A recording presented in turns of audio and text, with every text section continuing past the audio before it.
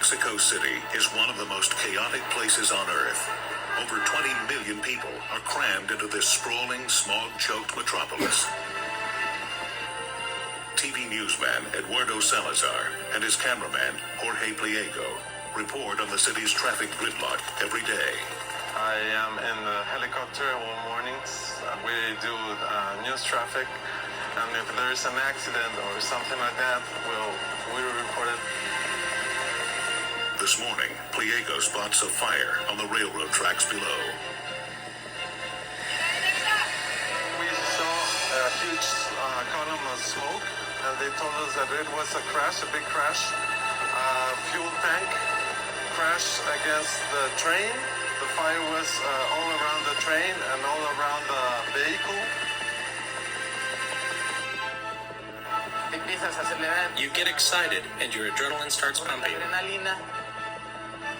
The news chopper moves in for a closer look. A tanker truck loaded with 3,000 gallons of gasoline has been hit by a train carrying 30 passengers and is burning. Yet traffic continues to pass by as if nothing has happened. No one seems to realize how dangerous the situation could become. The crash starts a fire that is rapidly heating up the gasoline still sealed in one of the tanker compartments.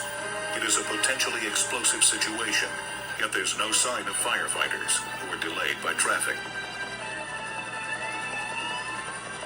Police, led by Miguel Cardenas Enriquez, risk their lives to evacuate the train passengers.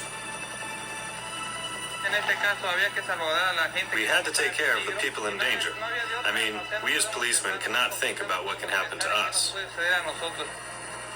Because of the heat, pressure inside the tanker builds dangerously. The train's passengers are now safely removed, but Enriquez sees a young child wandering in the street near the fire. I made signs for him to leave, but he didn't do it. So I ran to him to pull him away, but in that very moment, the explosion occurred.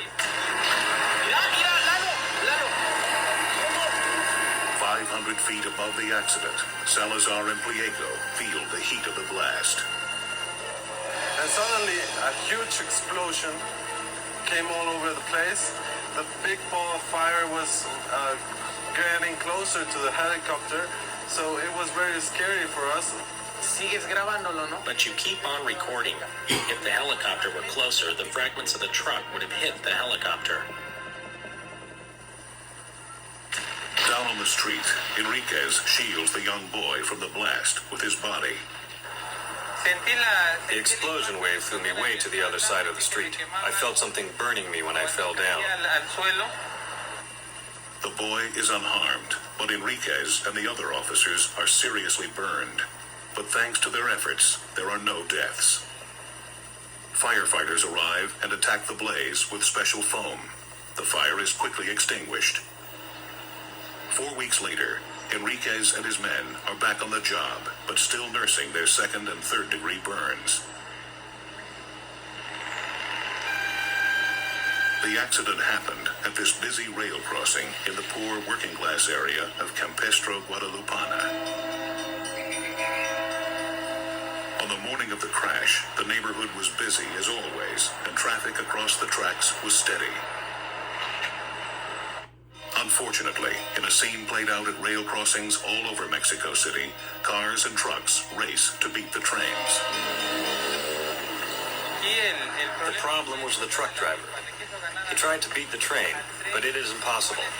It was careless of the driver.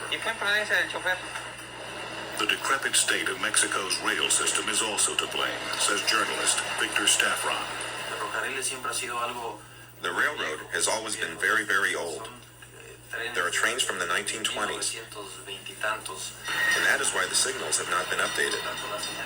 And because of not updating them, there is a greater risk of accidents. People now feel unsafe traveling by train.